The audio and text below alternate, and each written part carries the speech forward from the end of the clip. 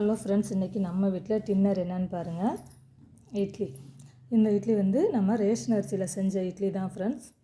நல்லா டேஸ்ட்டாக நல்லா சூப்பராக இருக்கும்.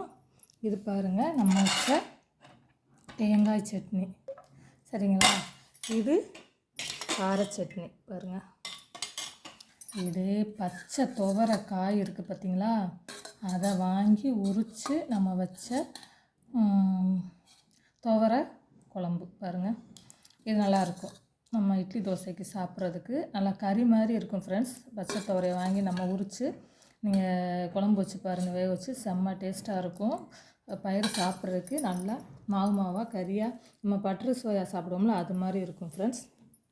பாருங்கள், அந்த துவரை குழம்பு தேங்காய் சட்னி கார சட்னி வச்சுருக்கேன். இட்லி பாருங்கள், நம்ம ரேஷன் கடை இட்லி தான். அப்படியே நல்லா ஸ்மூத்தாக எப்படி இருக்குது பாருங்கள். இது நீங்கள் கடையில் இட்லி அரிசி வாங்கி வைக்கிற இட்லியை விட இந்த இட்லி வந்து நல்ல டேஸ்ட்டாக இருக்கும் ஃப்ரெண்ட்ஸ். நீங்கள் வாங்கி அதை சரியான முறையில் நீங்கள் பயன்படுத்துங்க, சூப்பராக இருக்கும், அவ்வளோ டேஸ்ட்டாக இருக்கும் பாருங்க. சாப்பிட சாப்பிட்டுட்டே இருக்கலாம், அப்படி இருக்கும் ஃப்ரெண்ட்ஸ்.